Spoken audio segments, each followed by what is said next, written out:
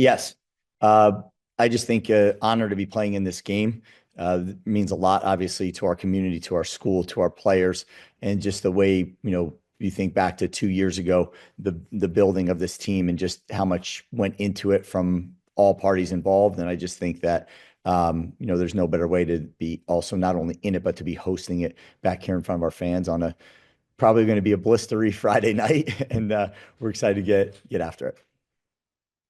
We'll open up now for questions for our media. Please use the raise hand function and we'll call on you to ask those questions. We'll start it off with Mike Barber. Morning, Coach. Congratulations. Yeah, thanks, Mike. I'm curious the way things played out at the quarterback position for you guys this year. A lot was made of kind of shuffling the guys in the early games. Did you kind of need to go through that to get Alonzo to where he is, or do you look back on that and think maybe we should have gone to Alonzo? So how do you kind of reflect on that now? No, I think that, you got to keep everything in the time and context, right? And what was the time of what was going on? Alonzo was not 100% at that time. And, we believe in moments like every team in America does that the quarterback's really got to be able to run the ball. And I think some of the earlier, obviously the first game was a challenge. The second, as far as like the timing of coming off of an injury, and the second game was a challenge as far as the bodies that we were going to face. So I think we needed to have that 1-2 punch, and we were ready to roll it out again throughout the rest of the season. And we just never needed it in Liberty, never needed it the following week, and just found ourselves in a spot where we were able to execute the offense without having to rely heavily on that part of it. So, and then eventually Alonzo continued to get healthy and continue to do what he did. And I thought, there was a moment in there where we scored 7 in the first half, 0, and I think 7, 3 games in a row. And I think at that point in time, there needed to be a spark, and we just had a good moment in time for us all to sit together and talk about what we need to do to spark this offense. And then after that, it's been what it's been ever since. And then I know I asked you this a couple of weeks ago, but I'll ask it again. In terms of the college football playoff outlook, and there's so much more chatter than there was a couple of weeks ago. How have your guys handled that, and what's been your approach? I mean, it's the same, it's a committee. Ultimately, I think we're deserving of it. There's no doubt about it. I think that, the one loss that we have, when you look at the team that we played at that moment, at full strength, at full power, and there's really 2 plays from us being able to actually beat that team and be sitting here undefeated. Now, that's not the case, obviously. So it is what it is, but we can only play the people that are on our schedule. And I thought when we started this year, we talked about how daunting of a schedule it was. And to do what we've done up to this point in time, I think puts us in a position that I think is deserving of it. Ultimately, it's not my decision, and it's going to come down to, a committee that's got to make that ultimate decision. But, I know our guys are deserving of it. I know they would represent, the game of football, and not only JMU, but the game of football well. And one more outside noise question. Obviously your name's been linked to a number of places, UCLA, and people tell you. How have your guys handled that, and what have you told them about that? I told them that, this year's team is this year's team, just the same as, probably anybody else. Our seniors are going to graduate. I'm sure guys will hit the portal. I'm sure some coaches will stay, some coaches will go. That's just the nature of the beast that is created at this point in time. And, to me, that has nothing to do with this year's team. You're talking about something for next year. And next year, I think, needs to be addressed, when it's appropriate towards next year. We're sitting in, game week of a championship football game. And to me, that is the most important thing that we focus on right now. Yes, there will be outside noise. Yes, there are, conversations that have to be had and things that have to be done. But at the same point in time, that affects nothing about what we're doing this year. This year's team playing in this championship is the most important thing that we could focus on and, put our attention on. Next year is next year. Thank you. Thank you. Let's go over to David Teal next. Bob, JMU has been the highest ranked group of 5 team in both major polls, AP and coaches for multiple weeks, but yet remains unranked by the playoff committee. They're down there in Grapevine right now. If you were before them, what would you tell them about your team? I would tell them it's a team that continues to get better.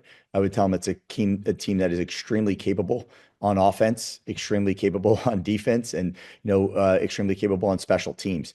That week after week they continue to be better than they were the week before. Half after half, they continue to be better than they were the half before. And I just think that the progress that this team has made, and I said it from the very beginning, has the fibers of a championship level team, throughout it. And they just continue to build that, and get better each and every single week. I don't know, who's better. I don't know if we line up against who, how it all goes. That's for them to decide. But I know for us, we've done everything in our power, with the roster or not the roster, but the schedule that we face. And that is all that we could do is put our best foot forward every single week, handle our business and do what we're supposed to do. And I think, again, the one little blemish on our record, I think when you go back and look at the time and who it was against, is very different than maybe some other people's losses. How much were you rooting for Cal on Saturday night against SMU? And how much will you be rooting for Duke Saturday night in Charlotte? Yes, to both. We were flying home really late, and I sit right next to Matt Roan on the plane. And, when we landed, we didn't have service, the whole time that we landed. We were looking at it. Then I got home and we were texting, throughout the night all the way down to the final play. So yes, 100%. And then Saturday night in Charlotte? And yeah, I mean, the same, exactly the same. That's where we're at this point in time. Like if a committee, isn't going to do it, right, or not allow us in, let's find another way in, and that is another alternative route. Let's jump over to Billy. Hey, Coach. You talked a little bit about, the way your team is kind of formed together and, the eliteness of it. You guys have a top five rushing defense averaging just under 85 yards a game. What has really gone into building the pieces to that? And do you think that number reflects, how powerful you are and how physical you are defensively against the run? Yeah. So what goes into it is just this, we walked off the field just now and I could look out the window out there and still see the D line and linebackers working on run fits through all the calls and the run scheme that they're going to see. Practice is over for, 10 minutes and they're still out there right now, probably staying for another 5 after that.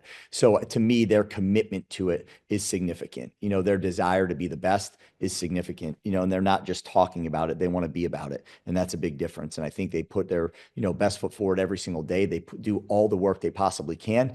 We talk about to achieve anything in life, right? Ultimately, there's a price that you have to pay, and there's life that you have to give up for it. There's your personal life, there's your, whatever, life that your relaxation life, whatever it might be, you have to sacrifice some part of your life to obtain some major goal. And I think our guys certainly understand that. And you don't know what that price is. Only one team gets to know what that price is, and that's the team that lifts up the trophy, at the end of the regular season. And we want to make sure we leave nothing to chance, and that's what our guys are committed to doing. That's where I think they get better. Their communication is elite. Their preparation is elite. They're taking care of their bodies so that they can play that physical game over and over each week is, another thing that they're, just extremely professional about. So I think there's a lot that goes into it, not only the people and the scheme, but the commitment and the work ethic and the desire, and the work after the work.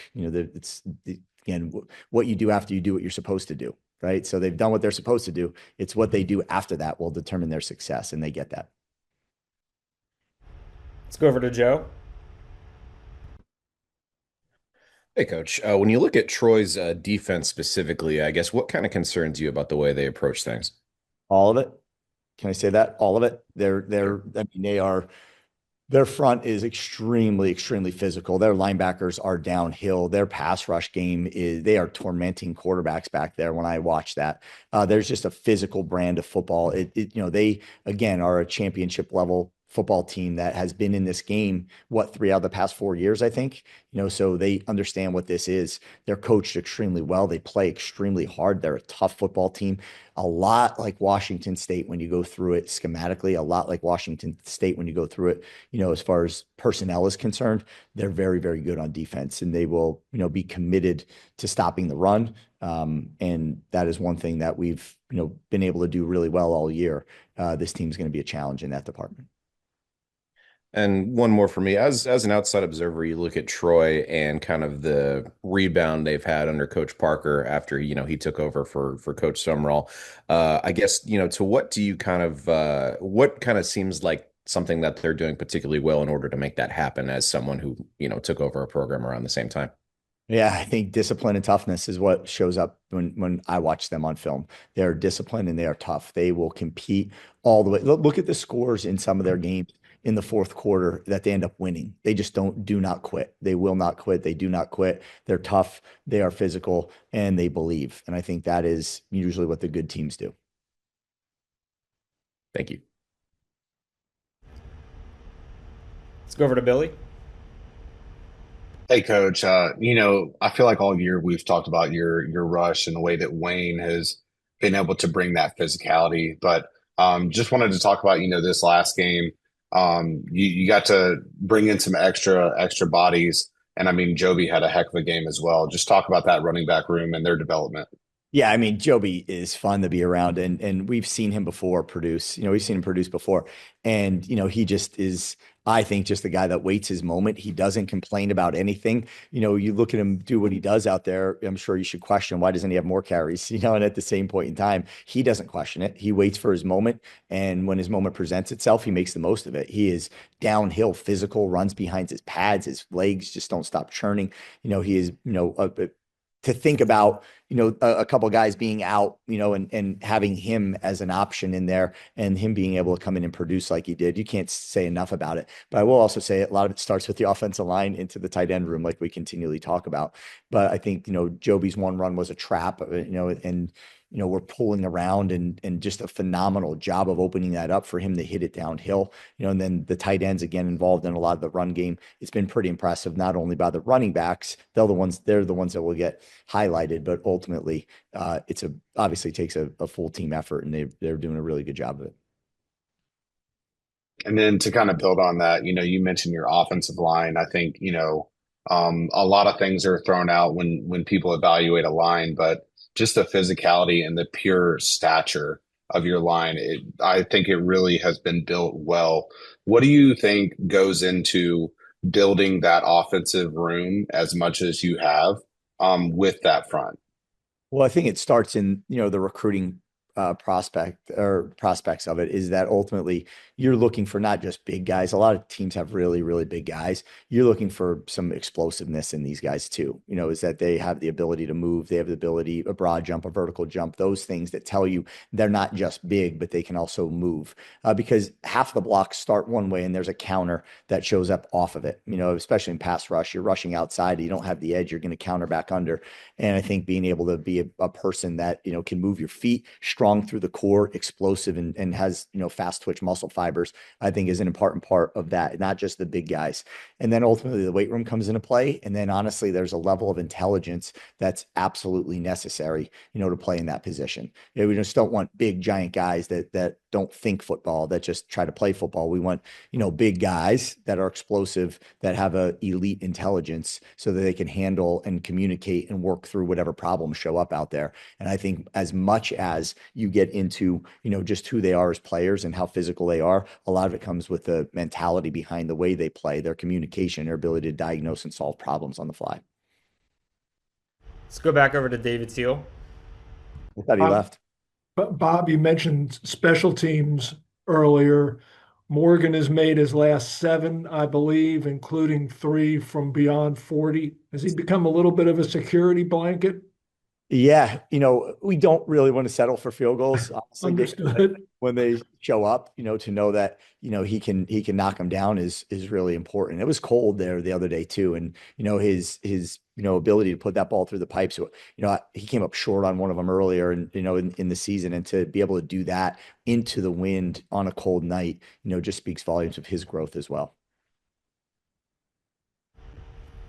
Coach Chesney, you took over a JMU program that's got a rich tradition and, obviously a history of success. What does it mean for you and maybe for this year's team to be able to accomplish something that the team has never done before? An undefeated Sun Belt season in the regular season, hosting the championship game on Friday night. What does it mean for you as a coach, and then I guess for your team as well? Yeah, it means a lot. Yeah, you're echoing. You might be. There you go. So it means a lot, and I think to me, not only to our team, but also to this community. right? And to, I think, all the people that are involved in supporting this team and making this team what it is. Obviously, players come and go, coaches come and go, and this team and this university just continues to stand and be what it is. And I think, with the leadership that, Matt Rohn, has, President Jim right now, they're just absolutely on the forefront of their thought process and their ability to take this team to the next level. And that's what's the most impressive, to me. It's going to mean a lot to everyone involved in it, but it's the next steps too that it enables you to be able to take, I think, as a program, is to understand, just exactly how far you've come and just what the standard is, and making sure that, you uphold that standard. But this is not, I say it all the time, it takes a village, right? To get to this point in time, it takes a village. And our village is very, very strong. Let's go back to Billy. Coach, just kind of building off of that, with the championship game moving to a Friday night, it's on a main network. It kind of puts us on a little bit of an island where the Sun Belt gets to be on display, where in the past, it was on Saturday, there's a ton of championships, but not only for your home crowd attendance, but just for being able to put the brand of JMU football on the national stage. Just talk a little bit about that. Yeah, well, I think we've been on the national stage a couple of times. I think, especially a Tuesday night game that we had. I think we're the only ones on, but this one's a big deal, obviously. And I think to be able to have the Sun Belt Championship game happening, where there's not a whole lot of other games around. How many are being played at that time? None? One other? Do you know? Okay, there's three other.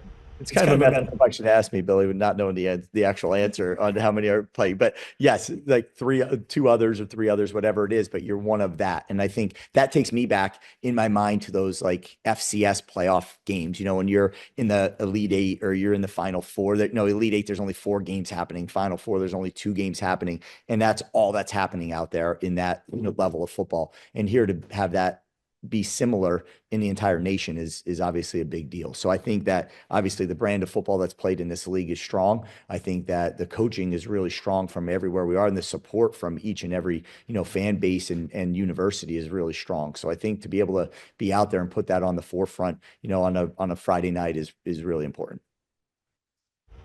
Let's go back over to Mike. To follow up on that, you get that stage, that spotlight, that showcase. Do you believe as a coach that when we're talking about the playoff committee, style points matter, winning decisively, being impressive? And how does that factor into what you do on Friday night? Well, I honestly don't know. I don't listen to any of what the playoff committee is talking about, and I don't know. Chris, does and should inform me of if there's anything important we need to understand about that. I don't know it. I don't ever think that you go into a game and start thinking style points. You're trying to think about winning a football game, and that's hard enough to do in and of itself, especially against any team in this league. So I just think that there's not even doesn't even cross your mind, where you're thinking, wow, style. I've never thought style points ever in my life. I've only thought, man, how are we going to win this football game? And that is, a challenge each and every week. It's not easy to win games. And I think that, that has to be on the forefront of your thinking, not anything else. Awesome. Thank you. Coach Chesney, as you look ahead to Troy, what does the return of Goose Crowder do for their offense and make it more difficult for you guys to potentially prepare for on Friday night? Yeah, quite a bit. I think you understand how tough of a kid that is to have a little collarbone or whatever the injury was, and to be able to come out. And I think within the first 2 or 3 plays, he was pulling the ball down again and running and lowering his shoulder. He's a tough, competitive kid. And I think that definitely shows up. He can put the ball in tight windows. He ain't afraid to pull the trigger and throw it where, he feels his guys can make competitive catches. Those are all things that stand out to me. Then when he's got to pull it down and run, he can do that too. So there's a whole lot here. He was the starter for a reason, and he's back the starter for a reason. And a lot of, obviously this whole offense goes through him and his ability to get them into the right plays, his ability to handle, the volume of which they do, which is quite a bit. And I just think he's a fierce competitor and represents the team really well, because that's what this whole team is sort of made of. Any final questions for Coach Chesney? All right. Thank you for your time today, Coach. Go Dukes. Yep, sure. Again, here we are. Now we're not in week 12, right? Last game of the year. This is +1 ball. We're certainly excited and honestly have a lot of gratitude. Something we talked a lot about in Thanksgiving week last week, and being able to prepare in such a way that we get the opportunity to represent the Sun Belt, the Sun Belt West, to represent this great university, our fan base, and one more game to play in a Sun Belt championship. Could be more proud of our guys, our program, our staff, the whole organization, to fight through what we've been through in a 2 year span to get it back to this point. We understand the challenges that lie ahead well. On a Friday night against a JMU football team that's tremendous in every phase of their organization, and special teams, offense, defense. Coach Chesney's done a fine job building their roster, and certainly why they're ranked and in the position they are in. So excited about the challenge. There's several factors and distractions and things involved in this that make it fun, and cold weather, a short week. Thank you guys, Sunbelt, for the short week, along with us traveling up there. So exciting times, good problems to have, and we're excited about what's to come in preparation. So with that, I'll take questions. Thanks. We'll open up now for questions. We'll start off with Mike Barber. Morning, Coach. Congratulations. Thank you, Mike. I'm curious, and I don't know where you are in studying JMU, but they opened the year kind of rotating quarterbacks. Then they settled in, and that really seems to have gotten their offense in gear. The kid who's playing was coming off injury. That was part of all that. But I'm curious what you've seen from the evolution of the quarterback and how that shaped their offense. Yeah, I mean, it's such a key piece to every program, and certainly on offense at all levels, but especially in college football and the NFL. And he's playing at a very high level. It seems as if as we played throughout this season, the guys who can fix things with their feet, who are mobile and can throw on the run and fix problems, that way are very difficult to game plan for. And that's what you see out of him. He's very accurate. He's got fast hands, which is something I notice a lot out of quarterbacks on tape, of how he can get it out in a hurry. And he's accurate, and he doesn't turn the football over. And so his mobility, of course, brings a whole other set of problems. You add that with great schemes and the way they scheme you and put you in formations and lock you into things. It's why they've had the success they've had. So it's keeping us up at night. It's a tremendous, tremendous challenge for us to plan for, and he's playing at an extremely high level, and that's why.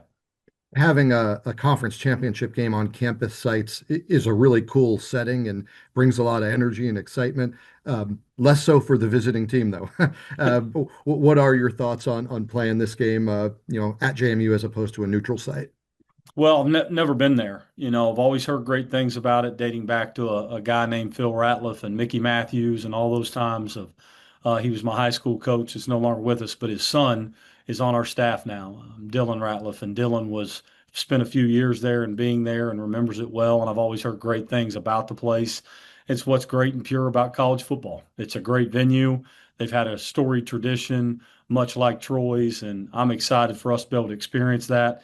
We don't have cold weather gear, so we've had to make some plans to make sure we have it, for our guys not to have that as an excuse. And I think it's what's cool about NFL playoffs and college playoff games and what's happening in the CFP and 12 teams and on sites. It's our version of it in Group of Five. We're happy, and like I said, there's a lot of gratitude that goes into being able to play a +1 game like this. We worked hard for. Awesome. Thanks, Coach. See you Friday. Thank you. Let's go to Craig Stevenson. Hey, Coach. I know it's not over yet, but you guys have made a pretty good turnaround from 4 wins to 8 this year. Talk about that building process a little bit, and is it just been an incremental thing, or did you see at one point that, hey, we got a chance to be really good?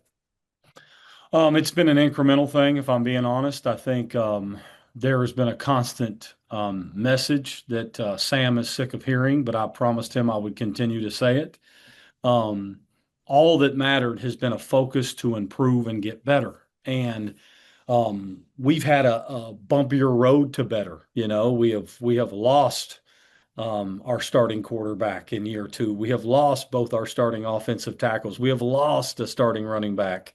Our injuries are low, but where they have happened has been in one side of the ball and in key positions, and it's made this harder.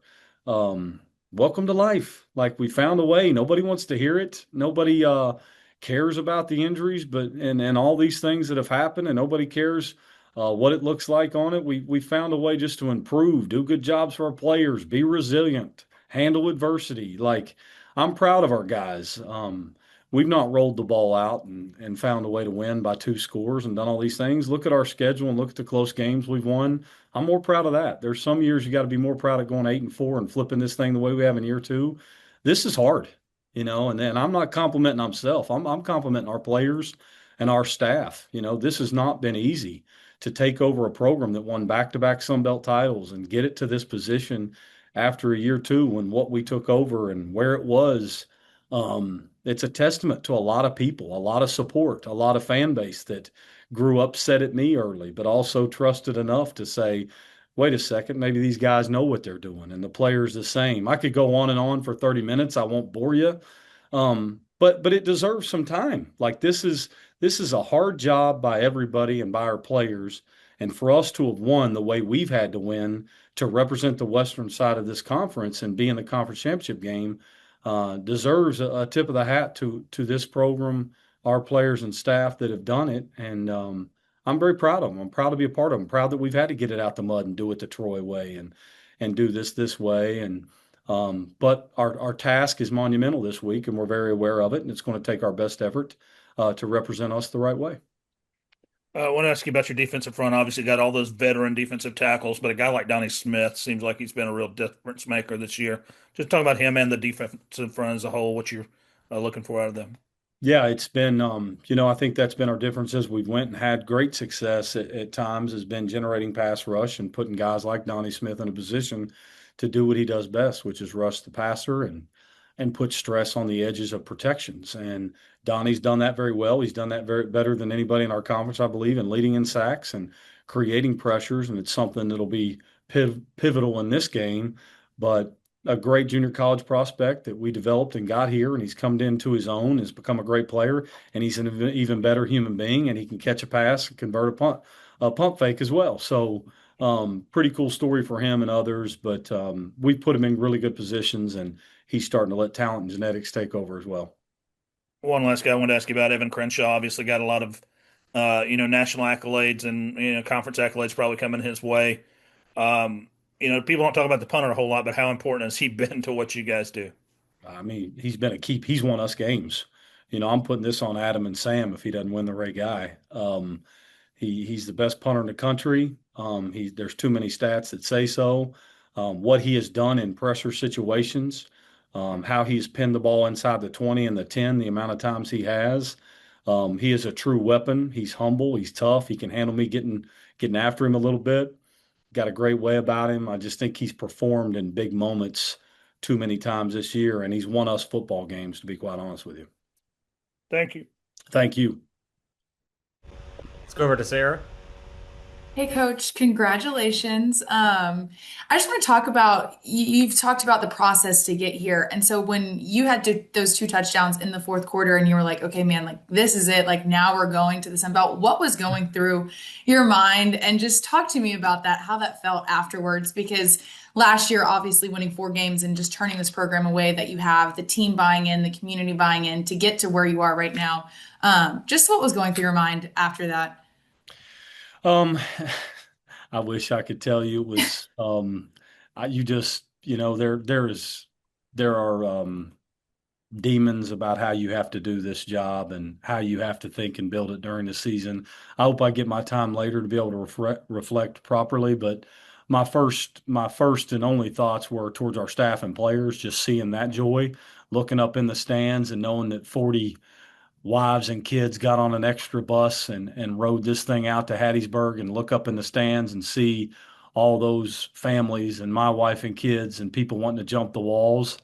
After that, I'm thinking, all right, how do we have to get back? What do we have to do? What film are we watching on the way home to prepare for JMU? What's our schedule? When are they flying us? What do we got to be doing? So your mind gets occupied about the next thing. So you don't have really much time to enjoy it much as you do just to stay to the process. Don't become emotional about it and move forward to the next task. That's an honest answer. Yeah. I mean, it's a Friday game, so it's a really quick turnaround. It's a lot of logistics. And so focusing on just like the practice side, what are some things that you saw from the game that you really wanted to build on? I mean, I think Rara had his best game that he's had really with you guys all season, and finding those offensive weapons is important for you guys right now. So talk to me about some of those things that you want to build on during practice this week outside of the logistics of the cold weather gear, the traveling there, getting your fans there, everything else on top of that. Thanks for reminding me. Um, no, it's that's the key piece is like, what do we need to do in game plan to give our guys the best chance at having success, and then not doing so much that you can't get it all in a short week. Finding our defense played faster, played better in coverage, did things that it takes to win a championship game. We've got to repeat that against a great offense. And then finding out what is enough and not too much in practice, because you really have a short week, so you're a day less in what you can do fast and how you manage guys' loads during the week to make sure that they're fresh enough to go play on Friday night. So that's the task, having enough to attack, but not doing too much. And then game planning / practice planning in a way that your guys are still refreshed and ready to go. Yeah, awesome. Thanks, Coach. Good luck. Thank you, Sarah.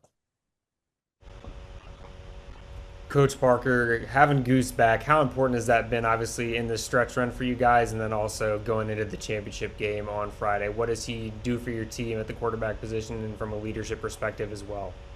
Yeah, I think, he's been critical in leadership even when he was injured, but certainly presence in playing and being out there with him in a huddle and moving throughout practice is a different type of leadership. So I think you've seen a step taken by him and certainly our team when he's been back out there.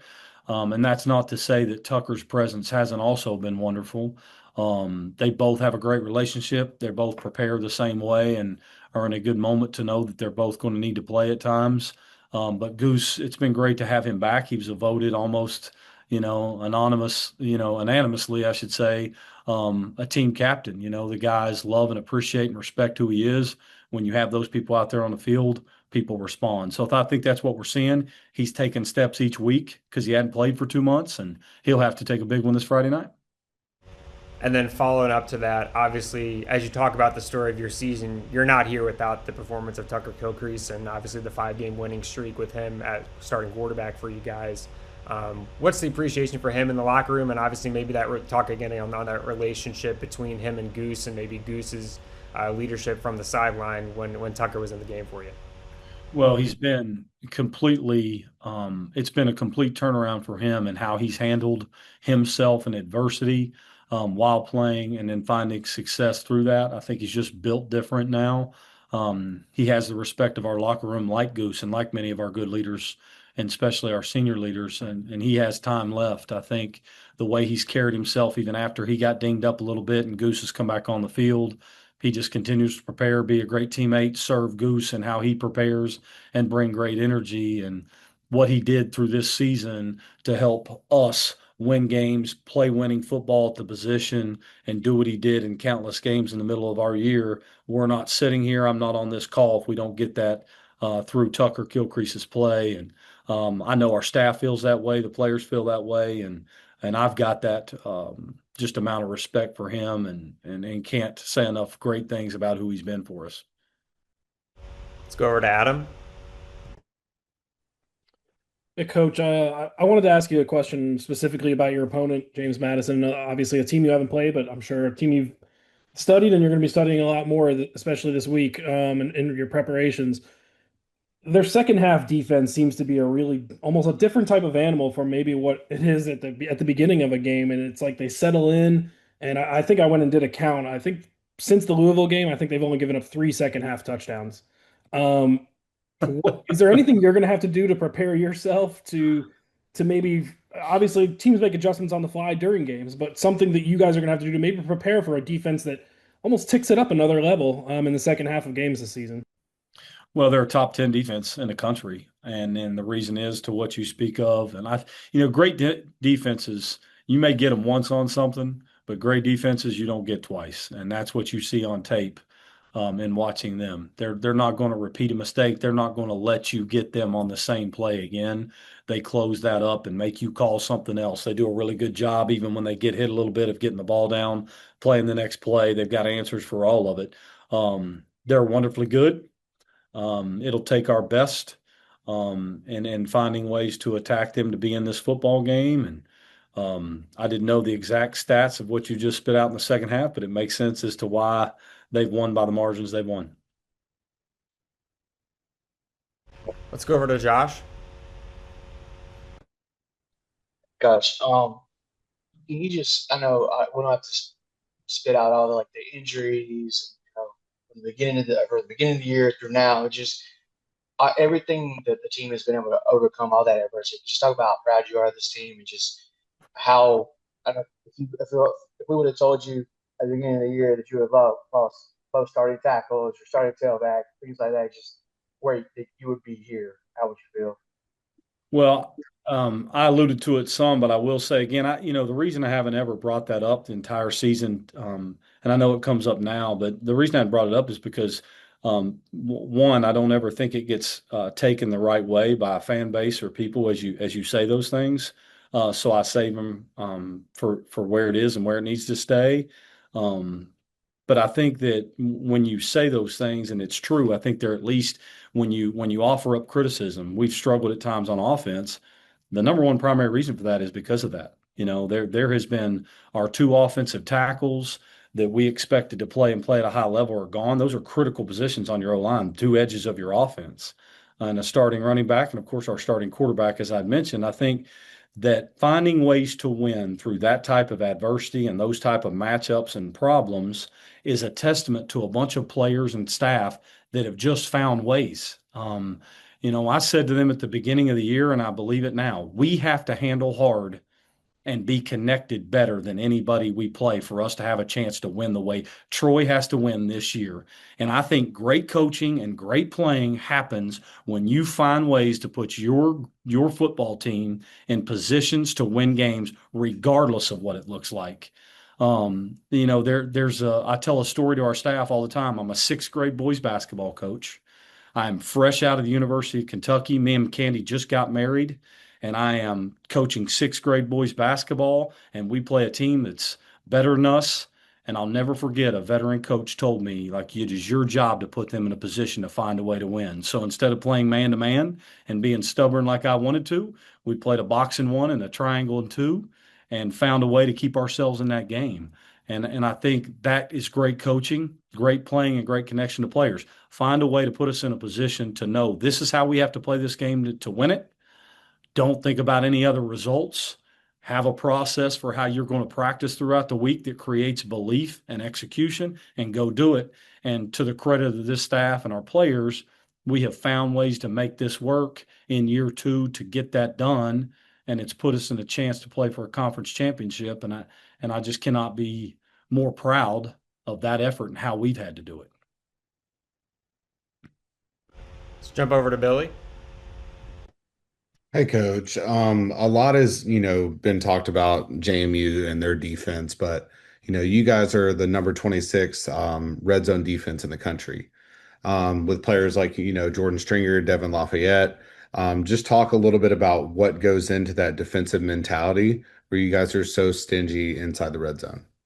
Well, I think we've started to develop, and I think it's silly that you almost say out loud you've played a whole year. We're still getting better. This doesn't stop. Like, we need to get better this week. And our defense has gotten better throughout the year. And we've stubbed our toe in things at times, as all do, but we've gotten better throughout the year. And I think just putting a great emphasis in the way we practice at times or the way we game plan as well, both get married, to making sure that we do a great job of keeping the ball out of the end zone and creating field goal attempts is huge. And situational game planning and the way we practice has attributed to it. I think both are the great cause of it.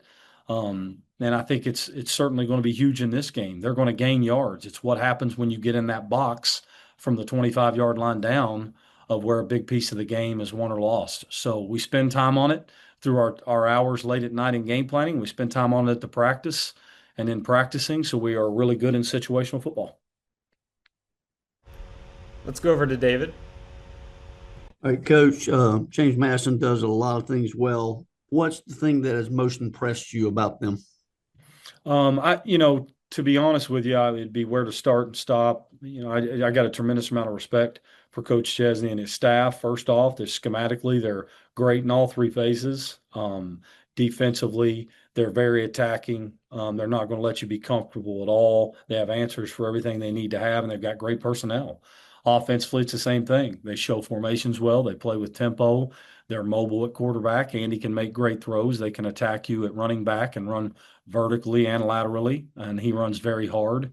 O-line plays hard. Wideouts can make plays across the board. It goes on and on. The list is long, hence the reason the sleep is less.